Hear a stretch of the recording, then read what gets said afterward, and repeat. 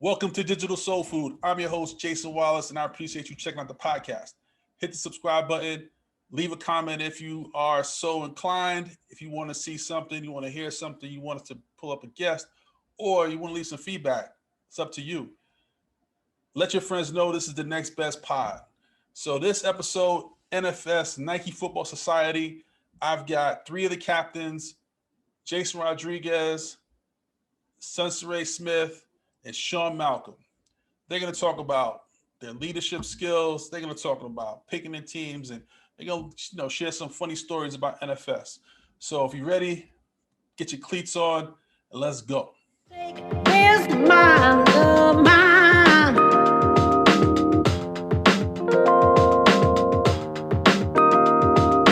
Take, where's my love,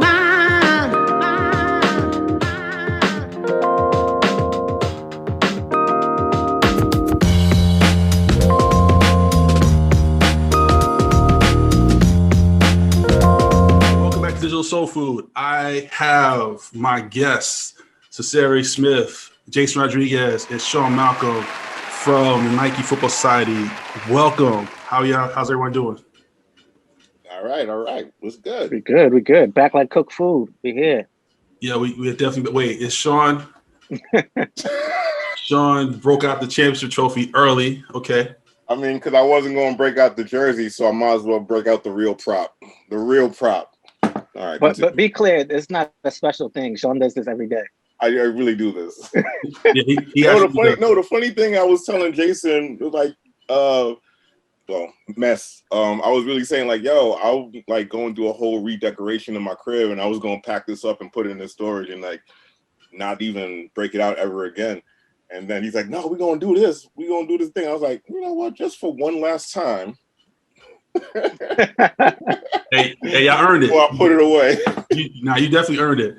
So here at Digital Soul Food, we're big comic book fans. So I like to get through to our guest origin story in the start. So Sonny, if we can start with you, ladies first. Quick origin story, where you from and how you got to New York, because that's where we talking from New York, and then how do you end up representing the best style riders? Okay, so I'm from the Bay. I think I always say that. I'm from San Francisco, born and raised. How did I get to New York, you said? Like, tell us your journey. Okay, so I came out to New York to work for Cory Booker. He was the mayor at the time. So I was his deputy finance director for 2.5 years. And I used to work in Newark, New Jersey, an amazing city. So I've been in New York for like 11 years. I went to grad school in New York to study environmental science. And currently I am an artist and an art advisor and an interior designer. But you play sports too, right? Sorry, I forgot. I played lacrosse at Berkeley. So I'm a D1 athlete. And so I think that's why Christian asked me to play in NFS. Got it. J-Rod. Yo. Jayson Rodriguez, originally from Newark, Delaware, about 2 hours away from New York. I grew up a crazy hip hop head. Used to read the Source, Double XL, and Vibe. Decided that's what I wanted to do for a career. A senior year of college, and I'm linking up with Chuck Creekmer from allhiphop.com, who's also from Delaware. He was my bridge into New York. Went to grad school in New York for NYU, and then ended up getting on at Vibe magazine. And at Vibe, I met Will Perkins, who, he's part of our crew, me and Sean. And he worked at Nike at the time, and he was the plug. So, he extended me an invite and was like, yo, you want, doing this like influencer thing. Influencer meant a little something different back then. And was like, yo, you want to put the team, together. And at the time I worked at Double XL, and, I was in the Harris publication office with Sean. And, just looked around and was like, all right, let me scoop up some coworkers and, build the team. Right. Shaw had a different. Me and Sean we were battling in the office. That's exactly how it went down. Not unfortunately, but really, that's exactly how it went down. Well, just quick backstory. Brooklyn, born and raised, Flatbush represent.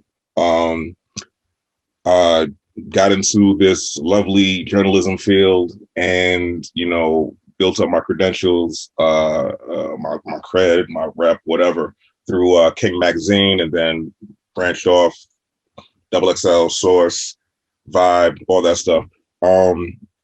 But in terms of what we're talking about with NFS, the same thing what J-Rod said is like, yeah, we all rolled with Will, and he was the plug. And at the time, for me, I was on this like exercise kick because I was just like, I lost weight because I call it my Teddy Graham swag. I had my Teddy Graham swag all throughout the 2000s. And like 2010, I started like, drastically changing my lifestyle. And Will, I guess he saw that. He was like, yo, I know you being active and stuff like that. Like, we're doing this NFS thing. And I remember at the time, NRF was a big thing, the basketball thing. So this is their football or flag football equivalent. So I was like, oh yeah, definitely I'm gonna be down with that. And all right, cool. I'm gonna link you up with Darren Ryan and Julian, JD, and then you're off to the races. You'll be a captain, blah, blah, blah. I was like, all right, bet. And yeah, me and Jayson were like battling for like, all right, who in the office can I scoop up? Because I know they all play in some way, shape, or form. And since it's an influencer league, why not? So I think I scooped up like a couple of people before J-Rod did, and he was kind of salty about that. And then like by season 2, he ended up getting them. So that's a whole different conversation. But I mean, that's how I got introduced to the league, and yeah, that's pretty much it. So were you guys influential in the naming of your teams, or did Nike just say like, yo, here's your teams, here's the name? Yeah, they just hit us with the mock-up. I lived in Fort Greene, and I think they did like an interview with us, and they were asking us about like, some things we were into, some things about like our neighborhood or whatever, and then they were like, we'll get you a mock-up, and then they came to me and was like, yeah, Fort Greene Schemers. And, I rock with it. Manhattan keeps on making it. Brooklyn keeps on taking it. I was right by the park at Fort Greene where definitely the Jux goes down. So I was like, all right, this works. Yeah, like I do the same thing. When I was emailing back and forth with Darren, he was just like, I'm going to give you this questionnaire and we're going to base the team based off of your answers. And I was like, all right, cool.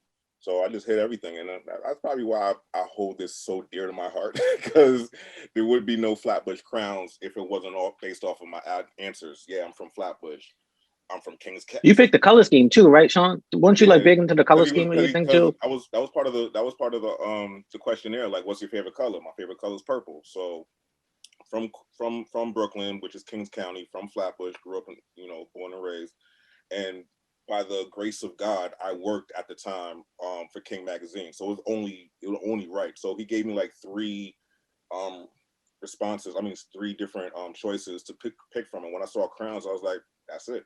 So Flatbush Crowns. And Sonny, you're not from Bed-Stuy, so how did that happen? Yeah, wait a minute. I just remembered. I don't know. I think I used to live in Brooklyn. I used to live in Fort Greene too, but I think they just wanted to split it up in the different boroughs. So I didn't pick. They just needed a Bed-Stuy team. That's it. So how did it feel to get that captain call, Sonny? It was amazing. Everything was just phenomenal. So I was like, of course. I was thinking this is going to be just the best experience ever. And little did I know. It was such a trip. It was crazy. So when you become a captain, there's a lot of responsibility, right? So, I mean, I was kind of like a pseudo captain for my team because Ramona, she didn't really know anyone, and so I had to go out there and recruit and do all those things. And so, what do you guys, when it came to picking your team, like what went into your thought process of like, this is what I want to play? And Sean, I want you to go last on this one because I can definitely go first then. It's interesting. I have a lot of thoughts on what it was like to be a captain, for better and for worse. A lot of it is really good and a huge impact that I like some real like world takeaway stuff that I actually still use today. But I mean, it's interesting. At the beginning, it was kind of just like, you know, Nike had got like the football contract with the NFL, and it was really just like celebratory. And at the beginning, like season one, they really catered to the captains. Like, they would check in with us all the time. We'd get all kinds of like swag. Even at the games, they'd be like, what game do you want to watch? Like they would even try to put like our games next to like our favorite teams' games or like an opposite so we could watch it. Like season one was like a lot of catering, and it was just fun. And you have no idea like what the level of competition is, so you're just putting kind of like your team together. And maybe this is the better or worse part where it's like, I'm like, all right, let me get people who are in the industry. Sean was a little bit more aggressive getting people who like had real skills. But I'm like, all right, like I got like Steve Carlos. I'm like, all right, he played D1 ball. So I'm like, I got some pieces there. I'm like, all right, I got to find a quarterback, which is, you find out later in the league, like if you don't have a quarterback, like you're a wrap. And so I'm like, all right, let me see if I can find like a quarterback. And like, that was like my big search trying to find that. And season one, I had Benner Hall was our quarterback. Benner has a rocket arm. And he actually later ended up being like one of the best league wide receivers. But season one, we kind of miscast him as a quarterback only in terms of like kind of like that league and the competition and everything.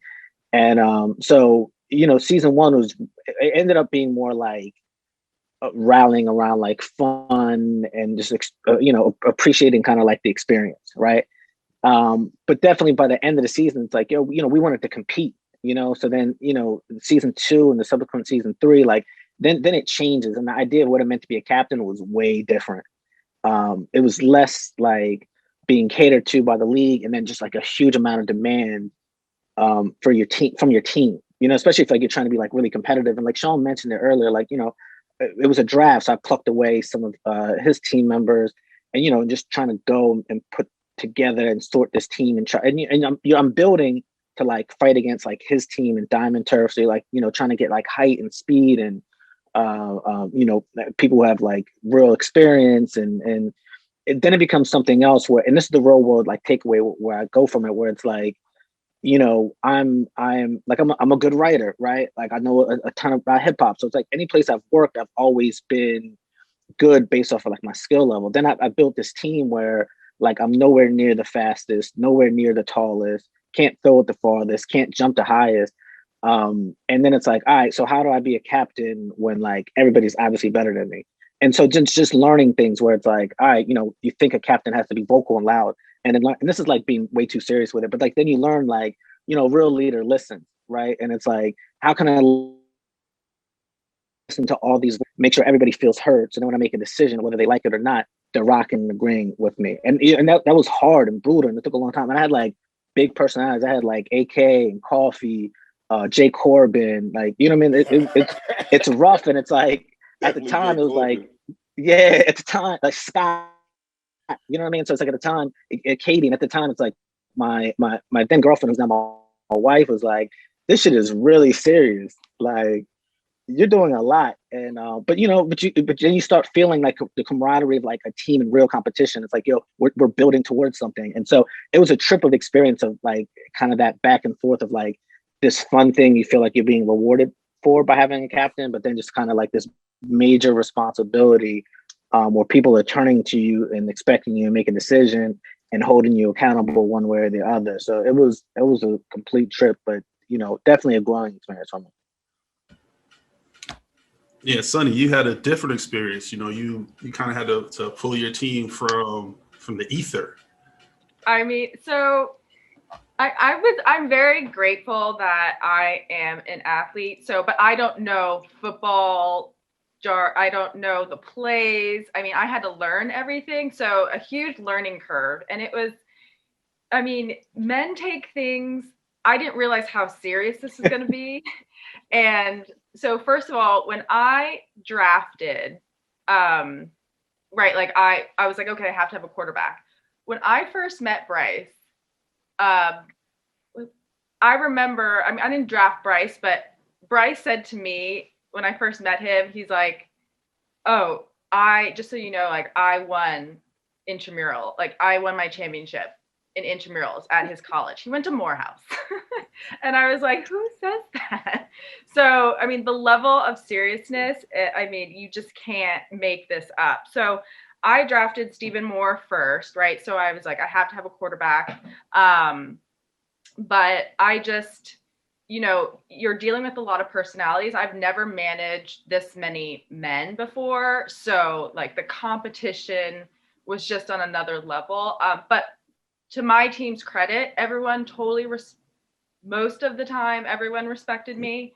And there was one incident specifically where, remember when we had to go play in New Jersey? We had to play, we played at Don Bosco. Yep. So it was really important to me. I wanted everyone to feel like they played and they had, you know, and they had enough playing time. And one game I decided to start Chiba because I wanted him, like, you know, the starting is important to people and I wanted everyone to feel like they are contributing. Right. Stephen Moore decided he wasn't going to show up to the game. He got so mad and he ended up taking the bus later, or he like was running for the bus because he full on wasn't going to show up. I think we were down our game.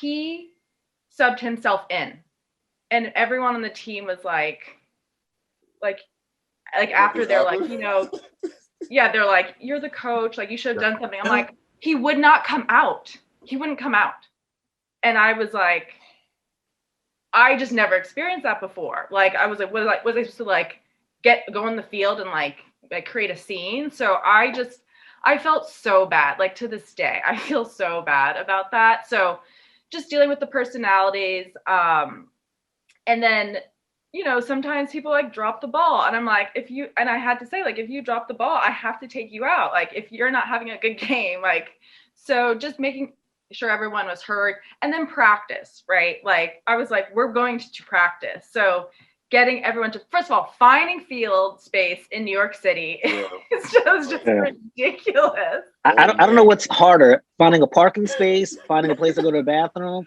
in New York, or finding a place to practice. I think Jason things and I, incredibly hard in New York. I think Jason and I found the plug to find like our respective practice fields, which was like a kept secret almost outside of everybody else except for him and I.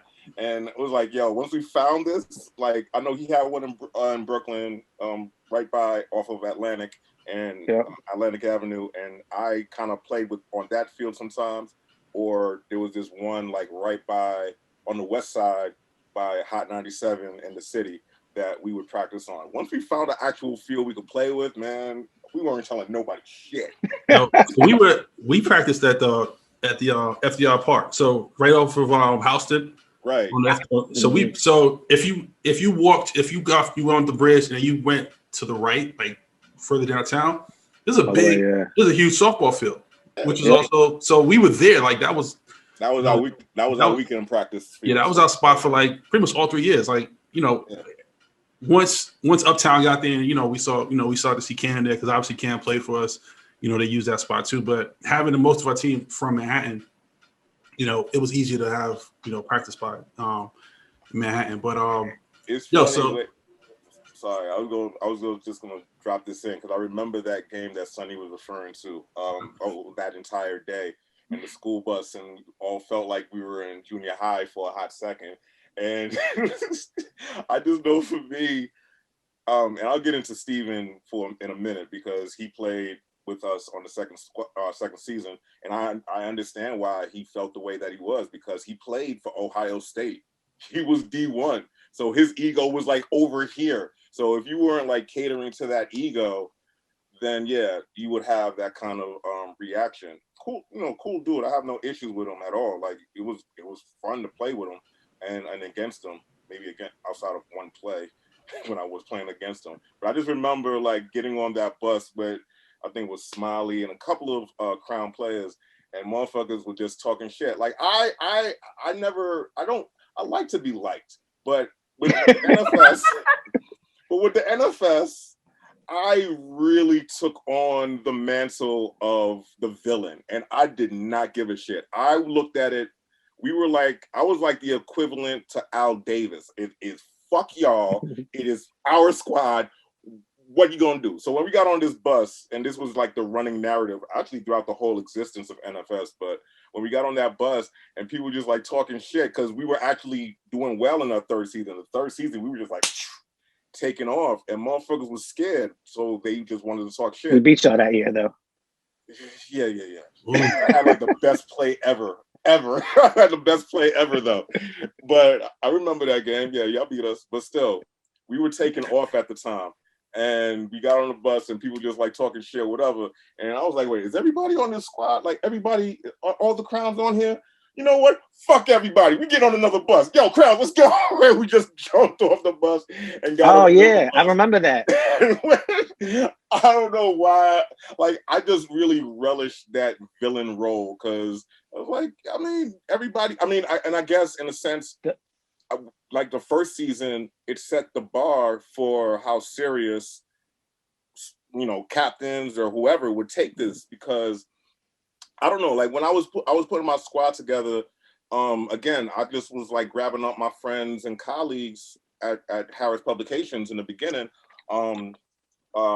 Phrase was like the first person I hit up, even though he didn't work on Harris Publications, but he would always frequent. He was the first person I hit up. And of course he was down, and I've known him for years, and I know he played D2, semi-pro. And I was like, all right, cool. This is my co-captain, or, this is my guy. And then I hit up Coffee, who was fashion editor at Double XL, who was down the hall from me. And he asked me straight up, because he used to play in NRF, so he's very competitive. MVP. He's an MVP in NRF. Exactly. He was very competitive. He's like, yo, I'm down. But he's like, yo, are you here for play, or are you trying to win? I was like, it's fun when you win. Of course I'm here to win. And when he's like, I bet. So this is what we're going to do. And then AK came along. Earthkin came along. When it came to the women, oh man, my first goal was Lita. And she's like, oh my God, I wish you hit me like an hour earlier because CGF hit me. So I was like, all right, cool. But I know Tanika, because we worked together, because she's also a model at the time, but she also played for the Lingerie Football League. And I hit her up. She's like, I bet I'm in. But guess who I have for the second girl? My homegirl Kylie. And she plays with me. And she ended up being like one of the best women players in the entirety of the game, of the league, because she was about it. So I was like, all right, cool. So I had that, I had them, I had AK. Actually, it was Darren that introduced me to Woody, Darren Woodhouse. So that helped out great because he's a baller too. And of course, got to get down to G, the quarterback G. And G was lights out. Yo, G son, was... just to interrupt, we used to watch G. I remember the night games. G would just flick it up and like the whole crowd would just watch and just see the ball go. Like, yo, G was amazing, man. Like the thing about it, look, the first play when we played the Crowns, Knuckles Crowns, and he ran that flea flicker, and G threw it, I don't even know how he threw it. He basically the entire field. It phrases like right under it, touchdown. I'm like, who are these guys? Hold on. Sorry about that. I played. See, the thing about it is, like, everybody that I hung out with and came up with in the industry, they all had some kind of athletic background, whether it's semi-pro or something. They all did something. Either they played in college, or they're at the time they were currently playing in semi-pro ball. So that's why it was easy for me, because they're industry folks and they play ball. So why wouldn't I put them on my squad? And we're all boys. So Phrase, G, why am I forgetting? Smoot, Earthkin, AK, like they're all big physical like monsters. So I was like, of course I'm gonna put them on my squad. Why wouldn't I? They're my boys, and just so happen they happen to have like an athletic background. Don't get mad at me because I'm trying to win. So when it came to G though, I played ball with him, just a simple 2-hand touch in East New York one day. And man, I was like, if I don't get this guy on the squad, then I'm bugging out. And basically that's what Fraze said as well. So, and of course, like the hardest position to try to fill is quarterback, because we all might know each other, but we don't know if somebody could throw like 10 yards. Like, we don't know. So if I had this secret weapon, like the Michael Vick of the NFS, fuck yeah, why not? You can thank me for Toby. You can thank me for Toby. I brought Toby in. Oh, thank you.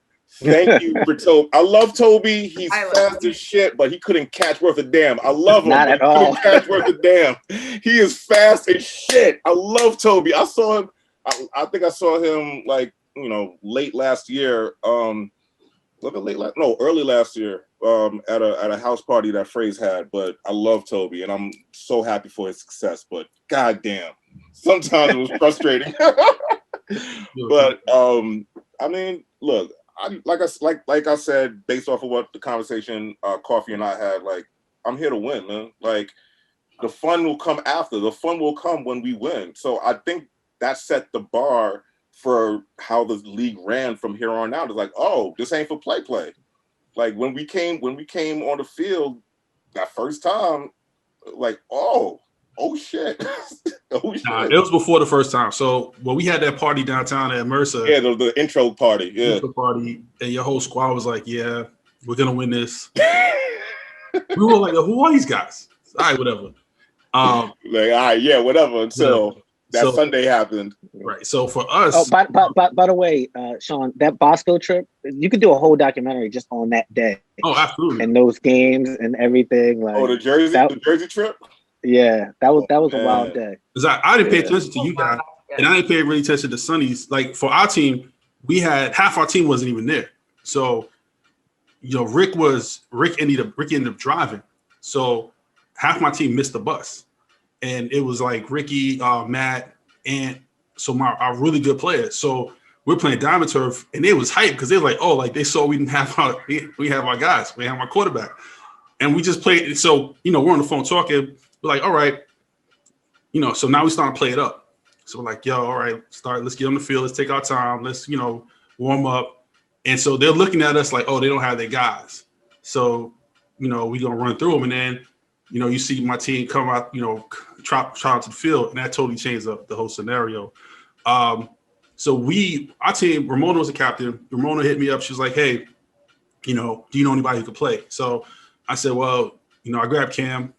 And because we had been playing at Nazareth, so half, so it was like, all right. I said, Cam, do you know anybody? He said, yeah, my boy Ant played at University of Albany, and so I was like, all right, well, we got somebody that can actually play. Maria, I played ball with her. She's an athlete, so I was like, yo, I need a good girl who can play. And, I was trying to get even more girls, but every time we tried to add some girls, CGF would say no. Like everybody, everyone we tried to add, he said no. So, our team formed around really Ramona's friends. We had Brandon quarterback, and we didn't even know like who he was. We had Abe from Harris, so Abe was on the squad.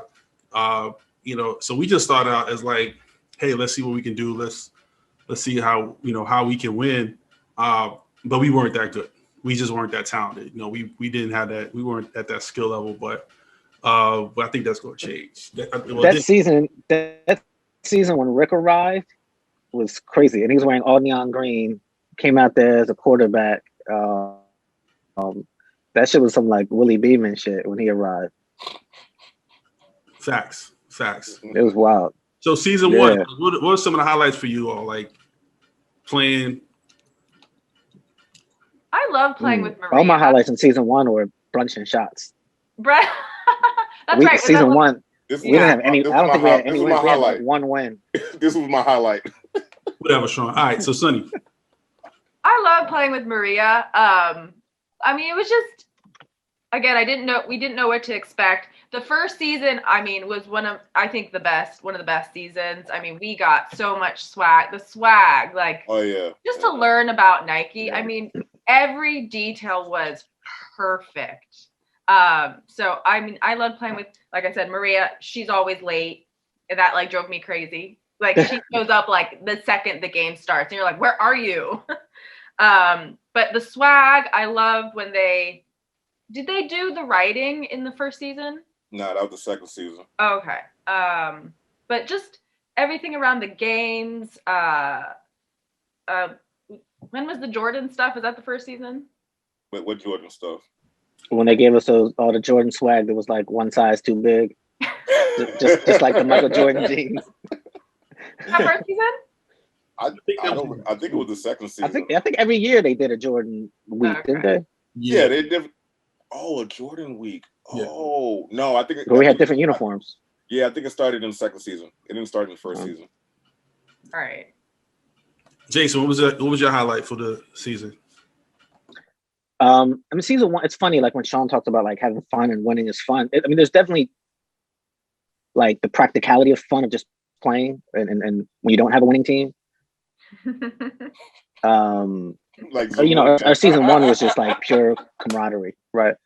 Yeah, it was like Zamunda, right? It was just like pure season one. It's just like fun. And so yeah, Sonny, I don't know if you know, we had a softball team, Sean and Ness, and we played on it. It was called the Zamunda Lions. Oh, and that okay. Team, I thought you were talking about that. So that team sucked too. And not only that, everybody showed up 5 minutes before the game, but I'd be there like 90 minutes. But by the time everybody showed up, I'm in a sweat, like ready to play. Because I would play the NFS games, and then right afterwards, I'd have 2 softball games right across the street. Right. So my Sundays would be crazy. Like people would be walking by and being like, "Yo," like they see me playing shortstop, and they're like, "Yo, but you just played over here." So yeah. So I mean, anyway, season one was, it's just like the fun of camaraderie, and for all 3 seasons, like the only person that stayed on my team all 3 times was Katie Wentworth, and Katie's a beast, and she's super competitive, and she was on my softball team. We played on a volleyball team together. Like, I always joked that I had a lifetime contract with her, and but I met her like a friend of a friend, and that's how I picked her up for that team. And she became one of my like closest friends, and so like that's probably like in retrospect like a season one highlight, because otherwise like we were like 1-5 or like 1-6. But that changed things for then the subsequent seasons where, we reshaped our team, which, there's different stories, especially season 3, like when it led to like with Jeff and all the stuff that happened there in Jersey. And, I can get into that, but season 1 was definitely kind of like, we're just happy to be here. It's Sean. What was your highlight for season 1? Was that the participation trophy? Did you participate? I mean, look, basically outside of kicking everybody's ass, except for Diamond Turf, we gave them life, unfortunately, when they beat us in the regular season. It was just all fun. It was camaraderie. Honestly, like outside of my bubble in Harris Publications and King and Double XL and the writing crew that I always hung out with, that's how I met all of y'all, to be honest. And for in certain cases, like it turned into lasting relationships that I could talk about today that still are relevant today. So it was very much helpful to be a part of this crew. Like, yeah, we all talk shit to one another and blah blah blah, but nobody outside of that can talk shit to our compadres and stuff like that. So if anything, outside of the actual competition, it was all the off-field stuff and the camaraderie and just like hanging out and getting to know people, hanging out at, what was it, the VL after every game in off Broadway and off the Village.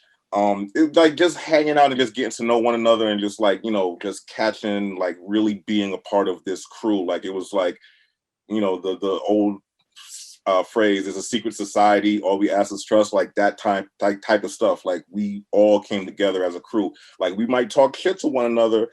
Some of us might actually hate each other, but at the same time, we're all part of this society, fraternity. So that was the highlight that I would always hold on to throughout its entirety, NFS's entirety.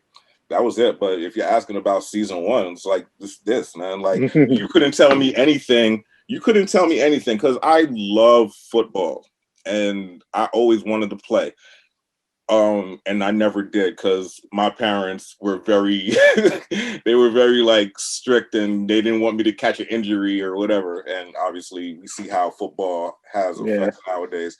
But to tell me, even though Hurricane Sandy fucked everything up for everybody, but still we could get to play on the Giants practice field, couldn't tell me anything. No one could take that away from me. Season 3, we all played on MetLife in MetLife Stadium with our names and pictures or whatever. Like we stunted on a jumbotron in MetLife Stadium. Nobody could take that away from us. So like those experiences outside of the actual competition on the field, I will always hold and cherish forever.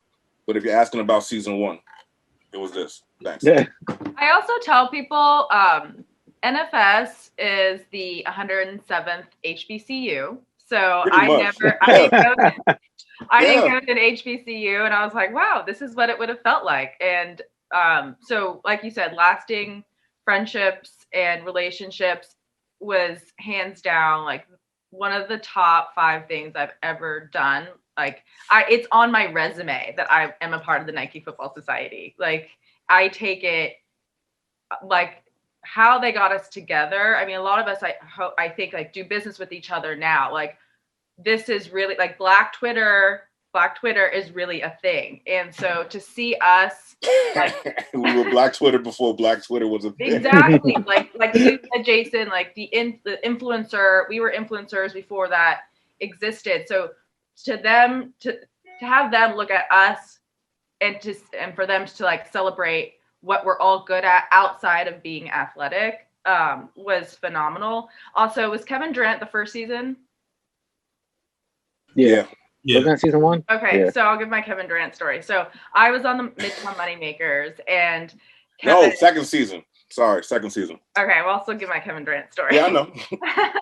So I was playing defense and he was in and we were like on the 5-yard line playing defense, and I just turned over to see, like, I didn't know who was behind me, and I was like push up, and then I look up, I was like, oh, I'm sorry. Like I was like telling him like play defense. Yeah, so that was phenomenal, and it was just such a good experience. And like again, Jayson said, I totally use a lot of my experience from that, like with management and how to communicate with people, and like just to learn so much from a Fortune 500 company, and it was phenomenal. It was just outstanding. Yeah, it really taught us like how to handle a team, handle egos, and how we could take that and translate that to our individual careers. So. And it was very much a learning experience, but the managing egos, boy, shit. Can I add something about that too? Because sure. I just want to bring this up because I still get asked about this a lot, and so like our year 1 we sucked, right? And so year 2 we got kind of competitive. Year 3, like we really put a squad together, and we had Scott was our MVP. We ended up ringing up like 70 points at the Bosco field. And, I had retained a lot of people, and it felt like a program by season 3. Right. And, I was finding my voice as a captain. Like we knew what we were trying to set out to do. And that draft, it was like a secret draft. We did it Nike first. Right. And, and I was, at that point I was working at Revolt, and, I had like my notebook, how we're going to draft everything. Like we go there, and at the time, like we had to do something with Puff, and like I kept checking my phone, and then they hit me and they're like, yo, this interview with Puff is happening. Like you got to come here now. And I'm like, yo, I'm doing this draft, like this fantasy draft. Like it ain't like some computer shit. Like I'm picking real humans. Like I can't go. And they're like, yo, we need, like, you got to come now. And so like, again, Sean is my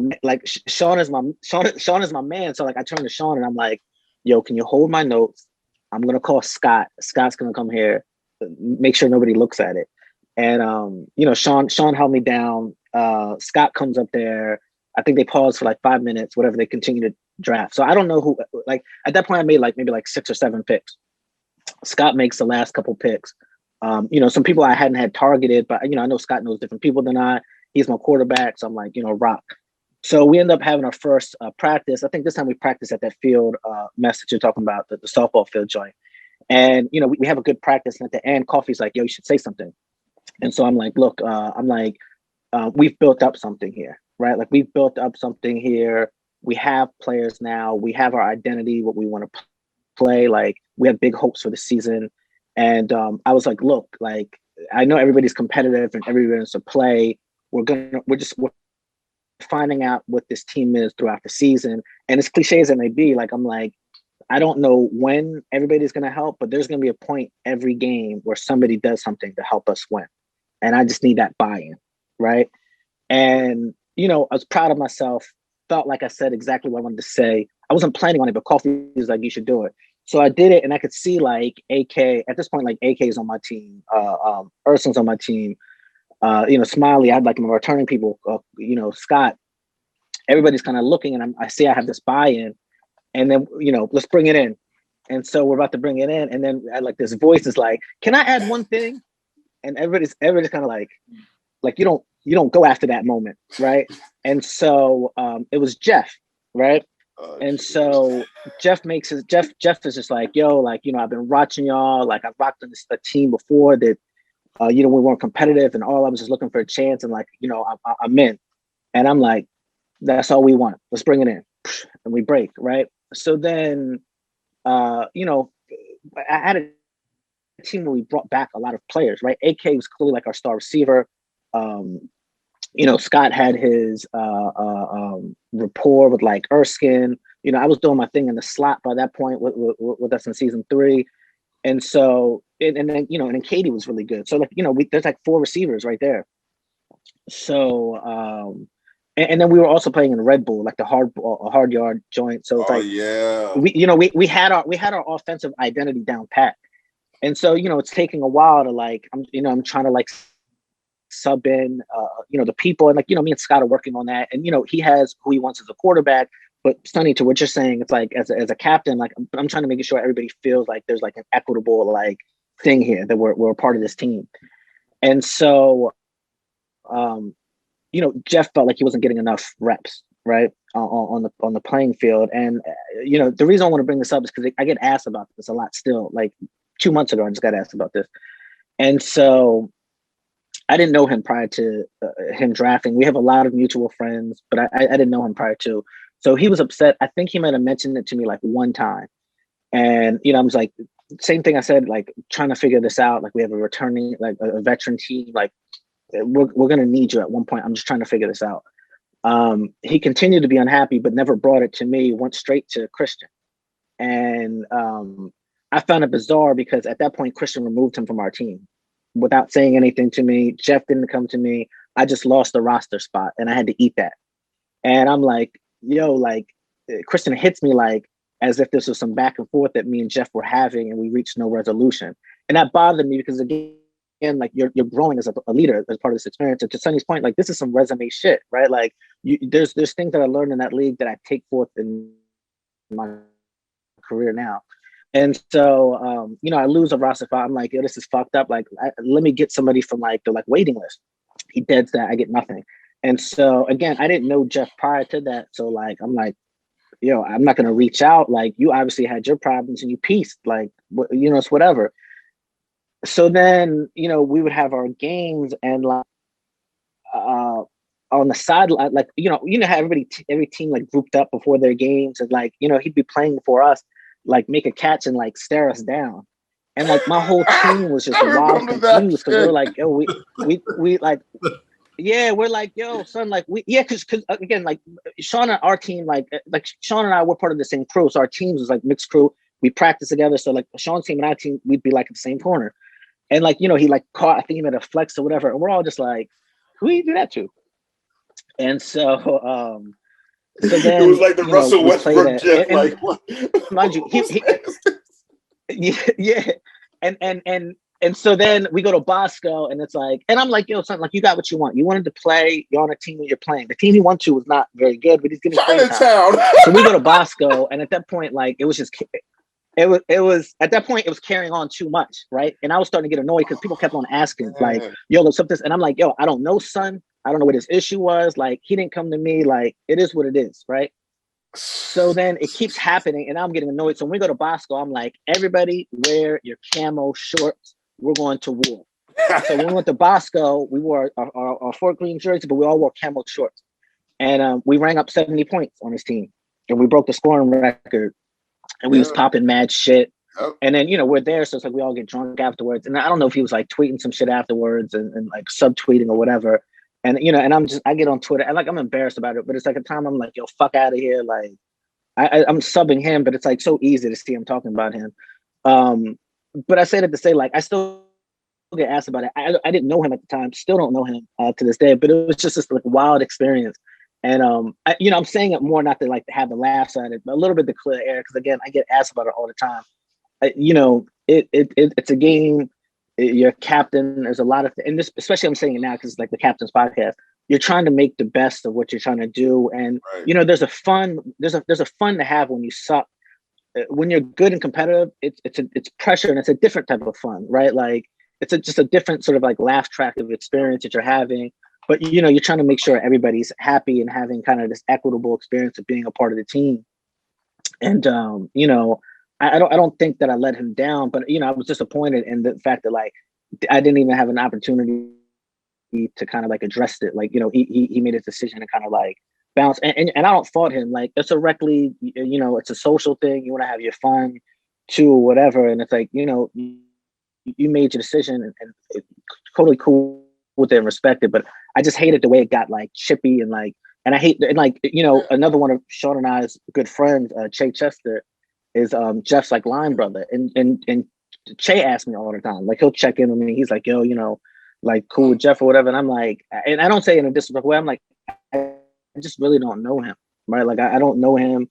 I don't see him. We don't intercept. If I did saw him, like there's nothing on site. Like it was just a weird, strange kind of like experience. And for anybody listening or whoever who was caught up in that or still asking me, like, yo, that's a 2011 thing. Like God bless him, his career looks like it's popping and he's doing his thing. I know he's beloved by his friends. I'm happy and healthy. I got my brothers and my family, and so that was just a weird experience that I had, and although there was like plenty of laughs out of it, and I'm definitely proud of us ringing up like 70, it is kind of like 70 on one's head. But it is still like a weird like low point of the experience for me. But, like, I just kind of wanted to put that out there. It definitely got real high schoolish, like super, man. It got super high schoolish second season, third season, because I had a similar situation, and I remember that one. I didn't like what happened to you. I was ready to ride for that one. I didn't like that one. Yeah. The irony is I like him. The irony is I like him a lot now, but at the time I didn't like the. Hold on to that for a second, though. We're gonna get to that. Yo.